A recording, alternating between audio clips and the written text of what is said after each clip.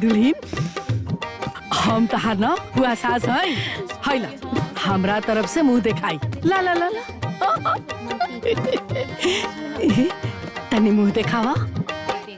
ओ दुल्हनिया बड़ा सुंदर बिया। अरे गाओ लो गाओ लो गाओ लो। लाओ दा दे। दुल्हनिया लागे बड़ा सुंदर, दुल्हनिया लागे बड़ा सुंदर, दुल्हनिया लागे बड़ा सुंदर, दुल्हनिया लागे। अरे लाखों में एक बोले मानी भौजी हम।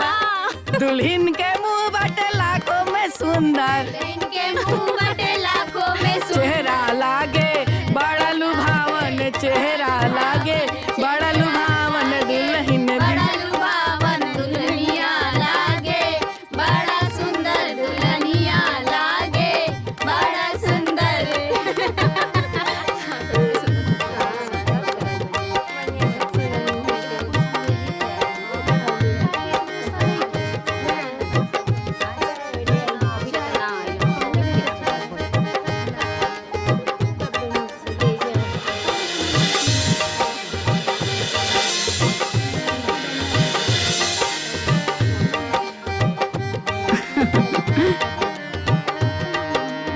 अरे बड़ा बाबू, इतना स्वागत देखा इतहार नहीं की अम्मा बाड़ी।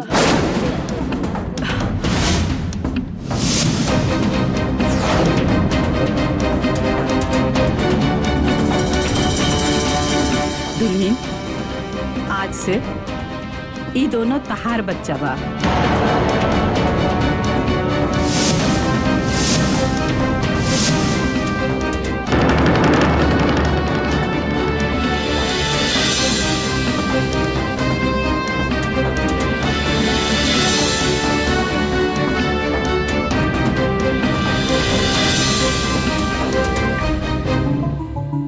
हमार हाँ दुल्हन, तहार बच्चा बाड़न सर।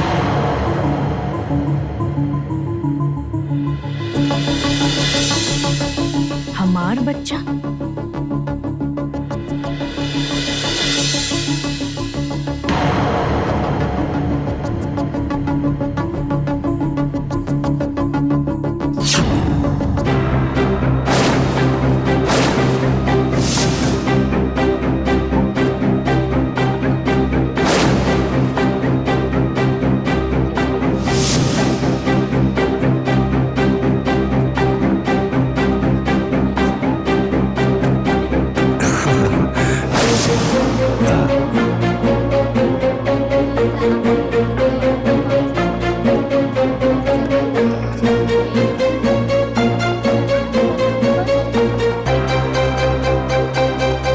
हमके कुछ बात करेंगे बरौआ से।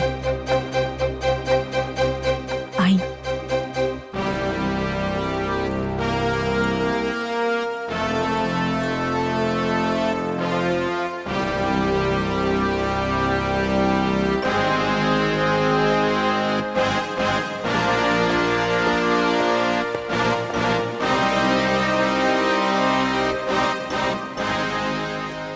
का बात बा? हम वो दोनों लड़कन के माया ही का? हाँ यह संभव है? तार बाबूजी तहरा के ना बताओ का हमारे को लड़का बा, लड़की भी है।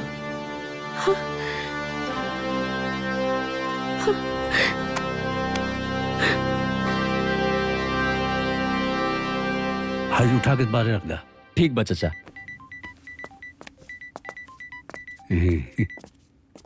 हाँ बेटा, का हाल चाल बा? बाबूजी रउआ हमार बिया दोहा से कैले हई का?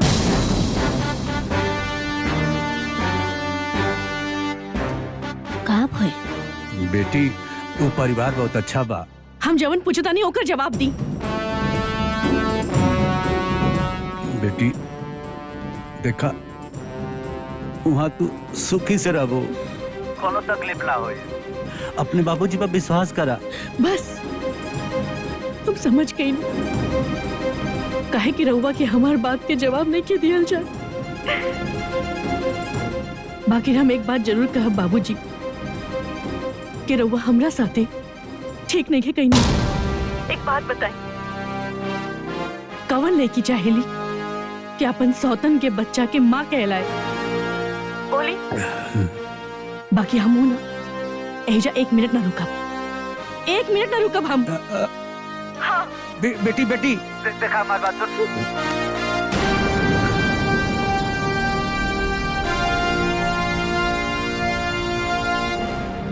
तहारी फैसला ठीक ना बा मीना, बात समझे की कोशिश कर, सोच के काम ला, समझदारी से काम ला मीना, सब गड़बड़ हो जाए मीना। मीना प्लीज, मीना मीना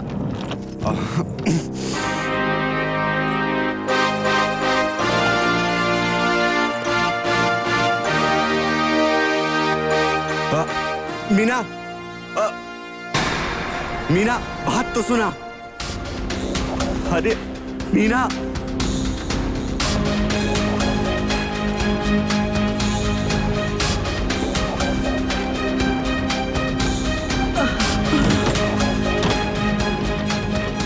ए छुटको,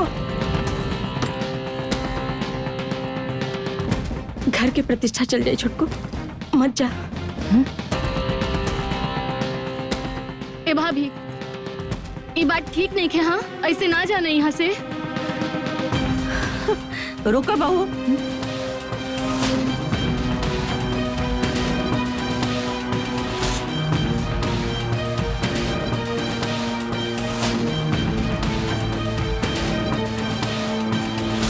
देखा बहू, अब तो तहार ब्याह हो गई, दोसर ब्याह तो हो ही ना, फिर ई घर ऊ घर करके दोनों घर के प्रतिष्ठा लेबू। एहमे हमार कोनो गलती नहीं के, एहमे तहार बाबूजी के गलती बा। एक बेर अपना बाबूजी के बुला के उनकरा से बात करला, फिर तोहार जौन मर्जी होके तौन करिया। हमरा घर से कोनो रोक टोक ना होगी। बाकी अभी आपन कदम वापस लेला बहू।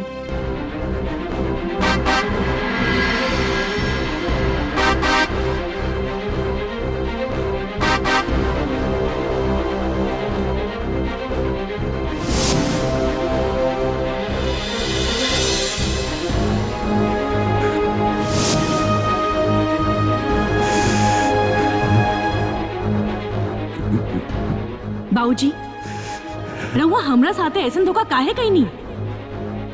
कवन लड़की चाहेली कि डोली से उतरते ही वो अम्मा कहलाए? हर बाप अपना बेटी के दुल्हन के रूप में ससुराल भेजेले, बाकी रहुआ हमके 2 लइकन के माई के रूप में विदा कईनी। भगवान शायद तहार किस्मत में यही लिखले रहे बहू। ना माँ जी, भगवानी शादी निकले रहले, बाकी 2 बच्चा के माए बनल ना निकले रहले।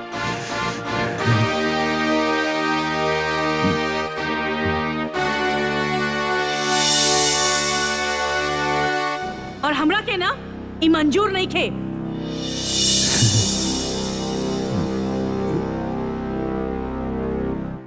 बेटी, हमारी बातों से छुपाओ नहीं, ये हमारी गलती बा। हम अपने शक्ति सामर्थ्य के अनुसार कहो के एक खुशहाल जीवन देने का कोशिश करनी, जो हर बाप अपनी बेटी खाती करेला। ये घर में तू बहुत खुश रहो, ये लोग तो आके बहुत प्यार करी है बेटी। हमार प्रतिष्ठा रखला, हमार प्रतिष्ठा रखला बेटी, रखला बेटी।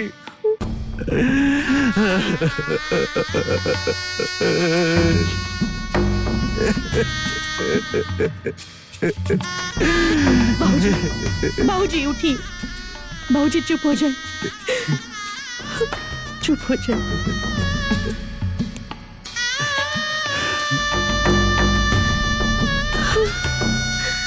बाबूजी, हम ही घर में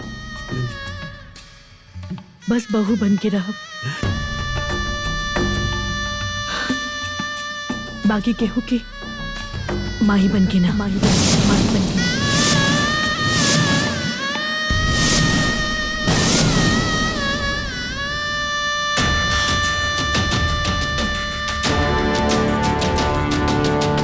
भगवान हमरा के औरत बनौले बाड़ी और माई बने के क्षमता भी देले बाड़ी। हम केहू और के बच्चा खातिर अपना अरमान पे आग ना लगाए। हम बस अपना बच्चा के माई बनब, केहू और के बच्चा के ना, और के बच्चा के ना, और के बच्चा के ना, और के बच्चा के ना, केहू और के बच्चा के ना। हमके हमार बाबूजी के प्रतिष्ठा बहुत प्यारा बा।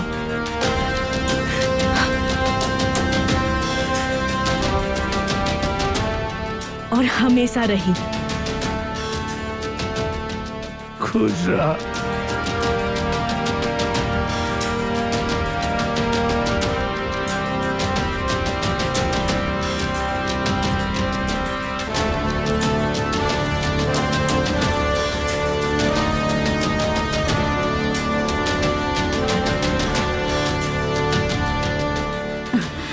ना बेटा। बाप रे बाप, कैसे धाय धाय बोलत रहली हो? ऐसे बोलत रहली जैसे दिल में कोनो मोह माया ही नहीं के। ई माई कैसे बनी? हम तो सबसे पहले ही मना कर लेली हम, पर क्योंकि समझ में नहीं आइल। माँ जी के नु रहला बाबू के बियाह हो जाओ, बाबू के बियाह हो जाओ। अरे तो कैसे ना हुई हो? दू गो छोट छोट लड़का बाड़न सा, और फिर अरुण के उम्र कितना भइल बा? हाँ तो तू ही बतावा, ई बियाह के का फायदा भाई? सही तो कहतिया। अरे जौना बच्चा सबके माई की जरूरत रहला उस सबके तो माई मिलबे ना कई। हमरा तो बुझातन कि बचपन लोग के जीवन में माई के प्यार लिखले नहीं के। अब देखा ना, एगो माई आईली भी तो वो नफरत करे वाली आईली।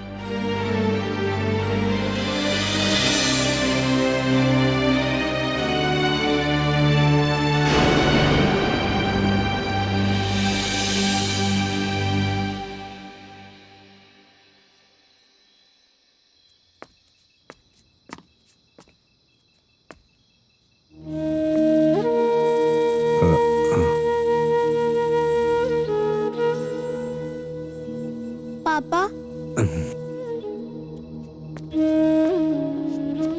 हाँ बेटा। अम्मा के हमनी के निमन नानू लागे लेसन। क्या है बेटा? तबे तो वो हमने से प्यार ना करे लेना पापा। जाए ता बेटा, हम बानी ना, तू लोग से हम प्यार करीले, दादी करेली, बुआ करेली। हाँ बेटा, ये सब ना सोचे के। हाँ?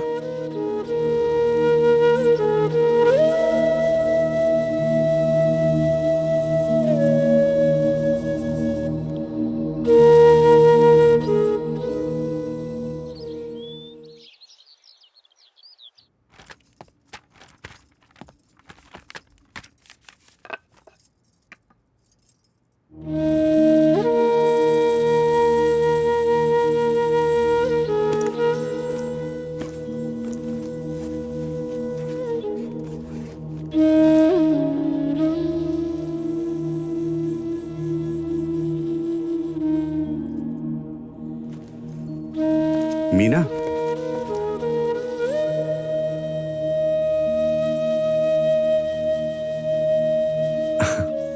मीना, हम निकला था नहीं। जी हाँ।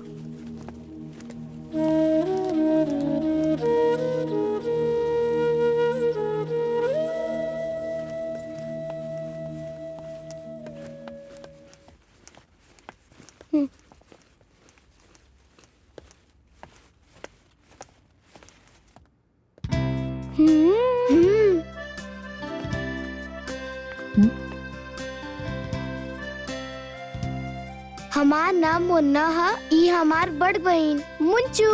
का बात है? हमने रहुआ के कबो परेशान ना करब सन। हमने के रहुआ साथे कबो शैतानी ना करल जाई। बस रहुआ हमने के साथे नफरत मत करी।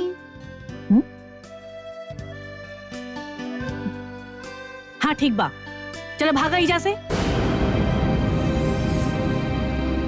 भागा।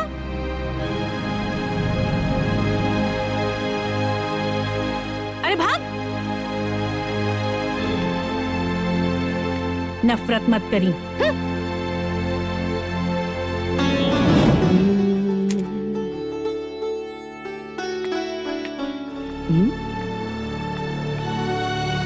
ए कहाँ गई रहला तोहन लोग? अम्मा के लगे।